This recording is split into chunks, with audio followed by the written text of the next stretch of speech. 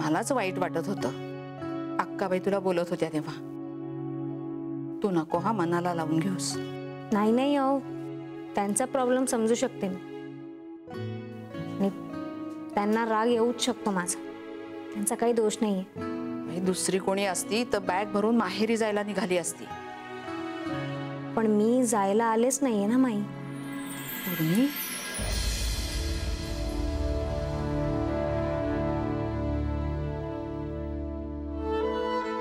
काय झालं ग बाळा?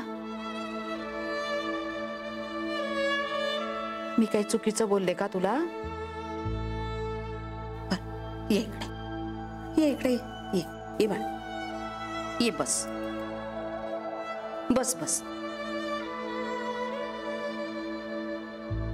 सांग आता काय झालं? ते मला माझ्या आईची आठवण येते. कुठे असतात ग त्या? पुण्याला. आम्हाला काहीच माहित नाही ग. आता होईल ना सगळं माहिती. मी आहे ना आता. सगळं एकदा नीट होऊ दे बाई. यांचा राग आधी निवळू दे म्हणजे झालं. तसंच होईल माई.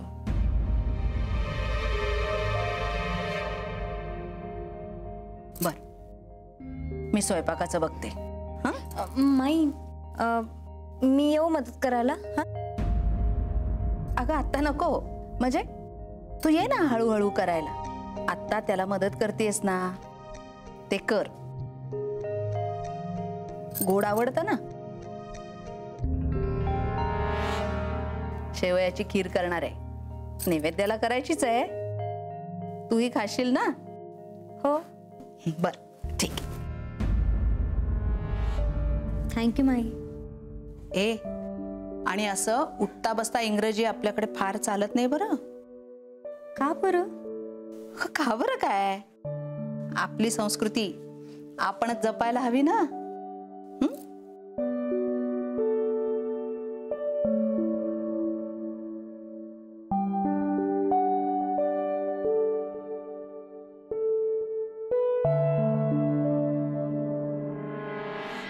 मी काय म्हणते वंस, त्या अक्काने आता आपल्या घरातनं जायला हवं. हो, कशा जातील त्या? मग इकडे थांबून तरी काय करणार आहे? नंदिनीचं काहीतरी ठरलं पाहिजे ना. तिचं काय ठरायचंय? म्हणजे काय, लहान आहे ती अजून. कसली लहान हो? मला तर फार आगाऊ वाटते ती. सतत आपलं माईंच्या पुढे पुढे करायचं, दादांची हाजी हाजी करायची. ते घरात सगळेच करतात. मी नाही हो करत. मला तर मुळी खोटेपणा जमतच नाही. जे काही आहे ते आपलं तोंडावर, उगाच आत बाहेर असं काही नाही. भाजी झाली की सांग, मी पोळे लाटायला घेते. हो, होईलच थोड्या वेळात.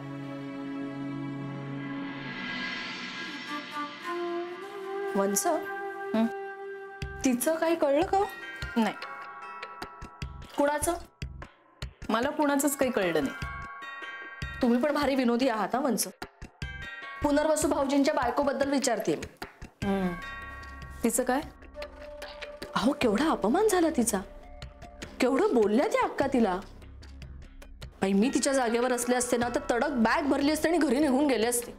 तुला पण बोलले आहेतच की अक्का.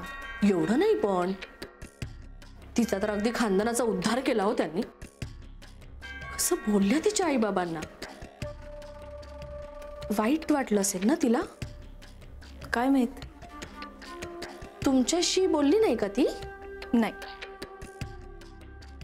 मला काय वाटतं, ती काही आता ह्या घरी राहायची नाही. म्हणजे एवढं सगळं बोलणं कोण ऐकून घेणार ना. तुला असं वाटतंय का तुझी अशी इच्छा आहे? वंस, तुम्ही पण ना भावाची लागण लागलेली दिसतेय तुम्हाला. सतत आपलं माझ्या मेलीची चेष्टा करायची. आणि माझ्या इच्छेचं काय हो?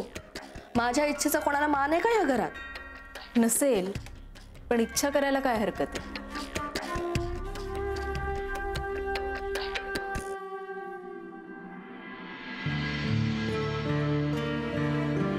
नंदी कुठे गेली ना, ही कळत नाही. जरा म्हणून तिला सेवा करायला नको.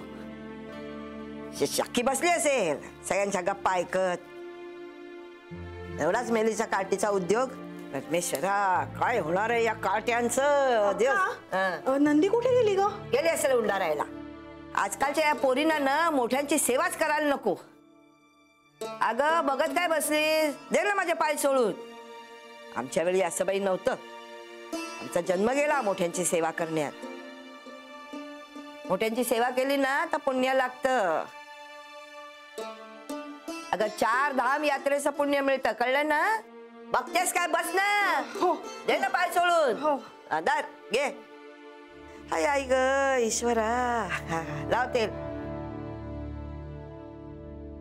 देव तुझं कल्याण करो. आशीर्वाद आहेत ग बाई माझे. देवाने माझं काय कल्याण करायचंय ना ते करून झालंय, पण त्या नंदीचं काय करणार आहे हे त्या देवालाच माहिती. आता काय झालं? ती उर्मी. उर्मी कसली? गुरमी आहे ती. गुरमीच म्हणते मी तिला. तिचं काय? मग अशी गुलू बोलत होती माईशी. हो का? मग काय, माई पण जरा पघळवायचे हा. त्याशिवाय काय ती कुमुद एवढी तोरा दाखवते? नाही तर काय. या सगळ्या सुनानं डोक्यावर मिरे वाटणाऱ्याच आहेत तिच्या. अगं पण हिच्या समोर कशाला माईंनी पघळपणा करायचा हा? असं जर केलं तर आपल्या नंदीचं काय होईल? दादा आहेत ना, आंघोळ केली ना त्यांनी पोराच्या नावानं. त्यांचं एकदा ठरलं म्हणजे ठरलं. त्या गुरमीनं किती माकड उड्या मारू दे, ते काही तिला या घरात सून म्हणून स्वीकारणार नाहीत. पण अक्का, दुर्दैवाने असं झालं नाही तर या आकीचे खरे रंग दाखवीन दादाला. खरं ना आजकाल ती गुरमीच माझ्या नजरेत चलते. त्या दादाने तिला स्वीकारलं ना तर अख्ख्या घरादाराला पेटवून टाकेन. साधं प्रकरण नाहीये. अगं गावात कुणी अक्काचं नाव काढत नाही, भले भले असे कापायला लागतात. मी गप्प आहे ना तोवर गप्प आहे.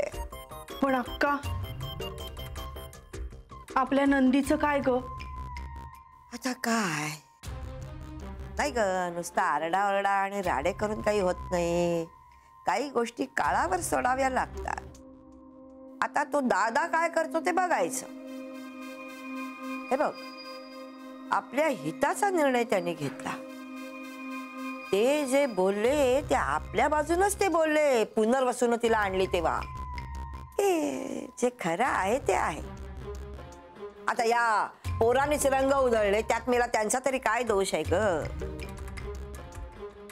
त्यांना विचारून थोडीच आणली का त्यांनी तिला?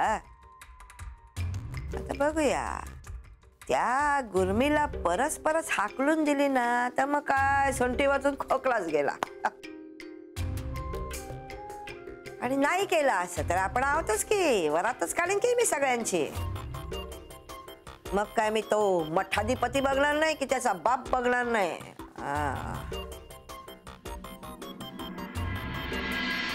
आई अगं नाहीये मला कसला त्रास.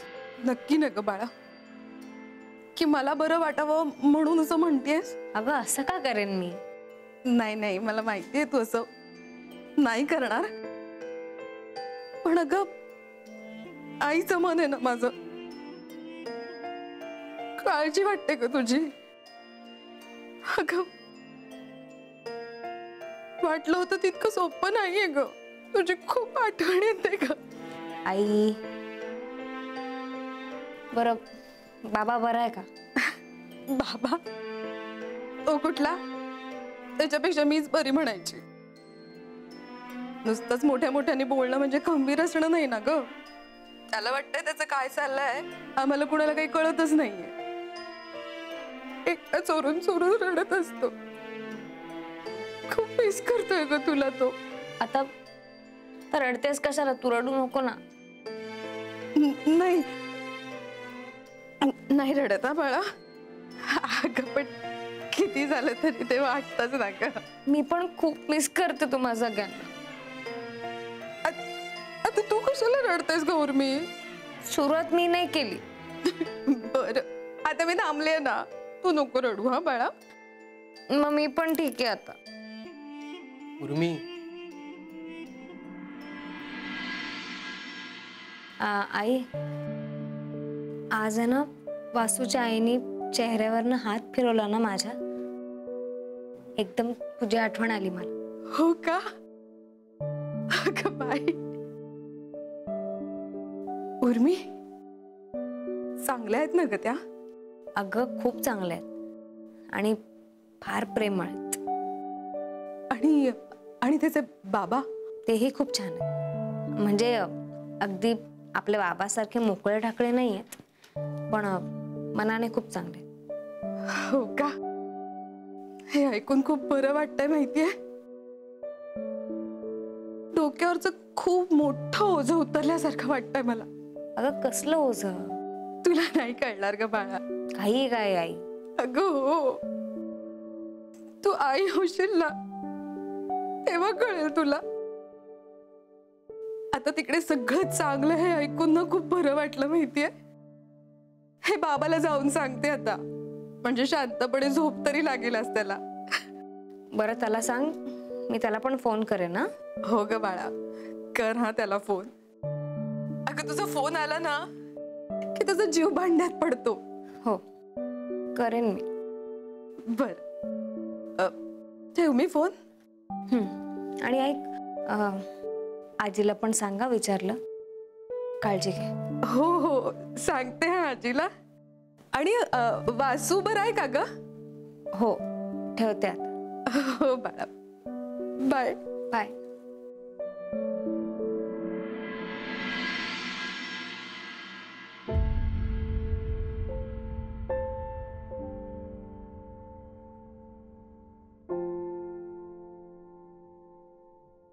आठवण येते का आई बाबांची? अगं ही वेडी आहेस का तू? हे वेडाबाई, एवढी आठवण येते तर तुला जायचंय का त्यांच्याकडे? नाही नको. का? अगं जा ना, तुला पण बरं वाटेल. वासू, सध्या मला बरं नाही, बरोबर वाटायची गरज आहे. म्हणजे काही नाही. उर्मी, काय चाललंय तुझं? वासू सॉरी, पण मला आता या घरातनं हलता येणार नाही.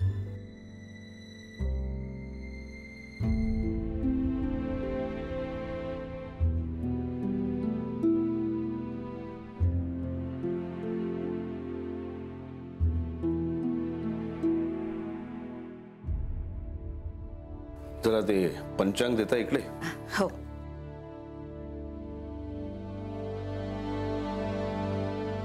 बर का, साधी आहे हो मुलगी.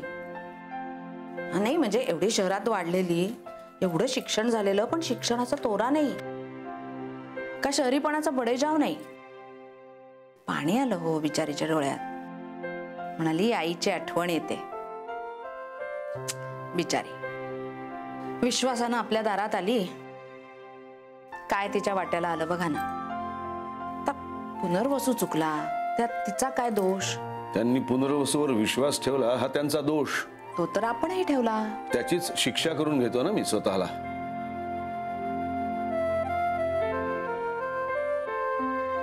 तुम्हाला खरं सांगू का, सुरुवातीला मलाही फार राग आला होता, पण तुम्हाला सांगू, बरी आहे मुलगी.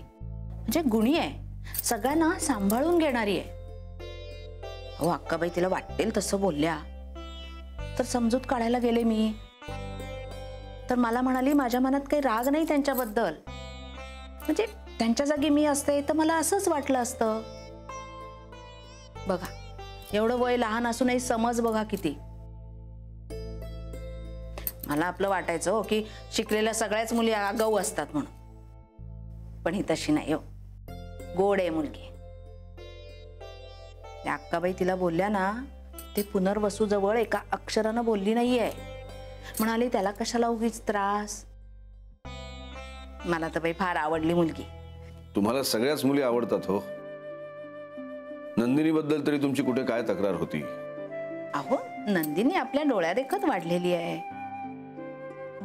आपल्या माहितीतलीच आहे ती. पण ही शहरात वाढलेली, शिकलेली, पण गर्व म्हणून नाही अजिबात कशाचा. हे सगळं सांगितल्यावर पुनर्वसू बद्दलची माझी भूमिका बदलेल असं वाटतंय का तुम्हाला? बघा, मला कशाला असं वाटेल. पण माझं मन मी तुमच्याजवळच मोकळं करणार ना, दुसऱ्या कोणाजवळ करणार नाही. तर का पुनर्वसूच्या बायकोबद्दल आहे म्हणून आता तुमच्याशी न बोलता या भिंतींजवळ बोलत बसू? हे बघा, पुनर्वसूनी जे केलंय त्यासाठी त्यांना माझ्याकडे क्षमा नाही. मी काय बोललीये का त्याविषयी? जाऊ दे बाई, मला काय वाटतं ना ते माझ्या पुरतं माझ्या मनातच ठेवीन. आपलं मन मोकळं करायला आता कोणी नाहीये मला, असं समजीन. नाव काय म्हणालात त्या मुलीचं?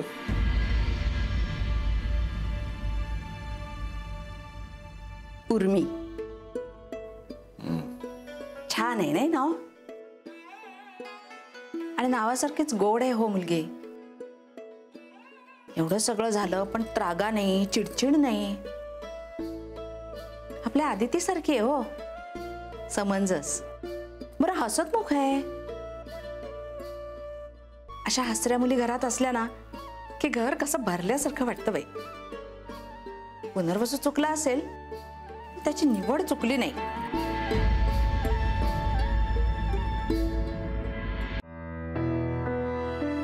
उर्मी, तू माझ्या दादांना ओळखत नाहीस.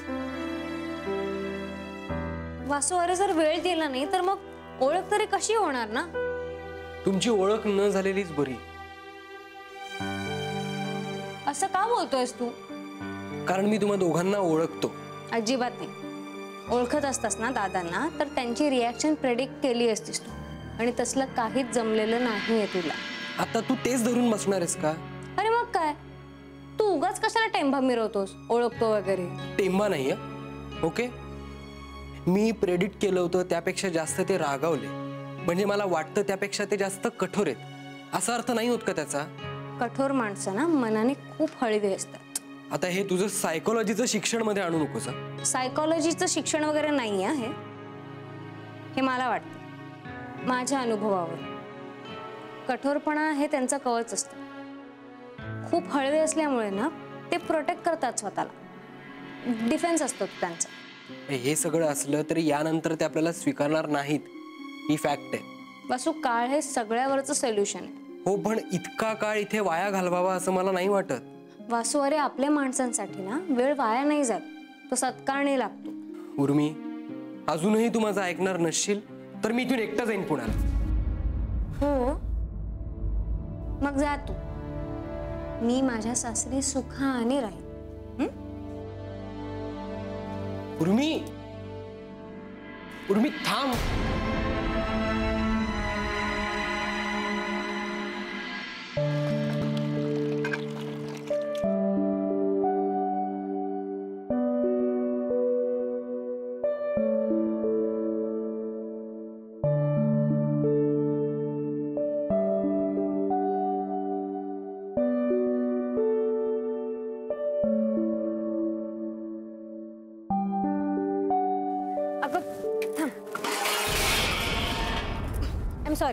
सॉरी.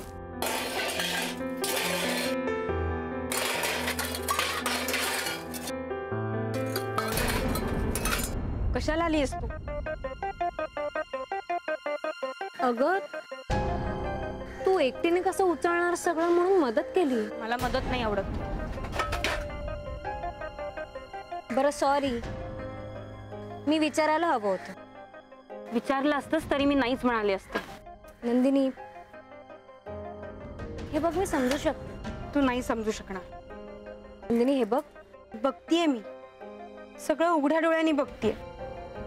मी रोज देवाकडे म्हणते की हे सगळं बघण्यापेक्षा मला मरण परवडलं असतं. अगं नंदिनी,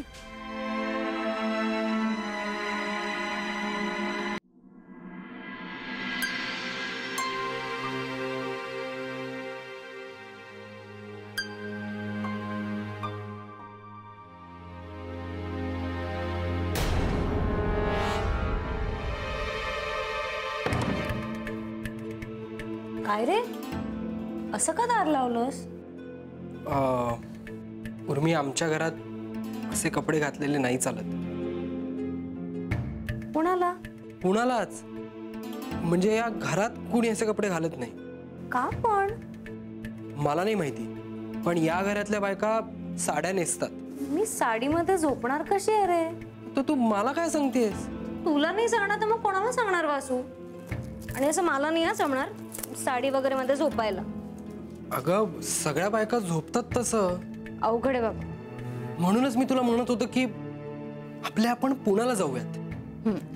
म्हणजे कपड्यांच्या आडून तुम्हाला हे पटवण्याचा प्रयत्न करत होतास? अगं मुद्दा फक्त कपड्यांचा नाहीये, मी सगळ्याबद्दलच म्हणतोय. मला वाटलं होतं की सगळं व्यवस्थित होईल, पण आता सगळं मला अशक्य वाटतं. मला नाही वाटत. उर्मी, या घरातल्या माणसांची मनं जिंकून घ्यायचे पोएटिक विचार तुझ्या डोक्यात असतील तर ते काढून टाक. ते शक्य नाहीये. पोएटिक काय आहे ह्याच्यात? प्रॅक्टिकली विचार करते. उर्मी अगं काय चाललंय तुझं? मी तुला म्हणतोय चल तर तू अगदी हट्टलच पेटलीयस. अरे पण आता इथे आलोय तर मग परत कशाला जायचंय? मग काय आयुष्यभर इथे थांबायचंय? ते मला नाही माहिती, पण असं कोणाला दुखावून नाही जायचं रे मला. सगळं सॉर्ट करून जाऊ, आनंदाने निरोप घेऊ. तेच तर मी सांगतोय तुला की ते नाही होणार. असं ना तुला वाटतंय वासू, मला असं काही वाटत नाही. हे बघ उर्मी, नंतर पश्चाताप करण्यापेक्षा योग्य वेळी माघार घेतलेली बरी. असू ती योग्य वेळ यायला ना अजून अवकाश. अरे उर्मी, हे सगळेच प्रश्न बोलून सुटत नाहीत. Just wait and watch. ऐकणार नाहीस ना तू? सांगितलं ना, just wait and watch. Wait पण करू शकणार नाही आणि वॉच पण करणार नाही.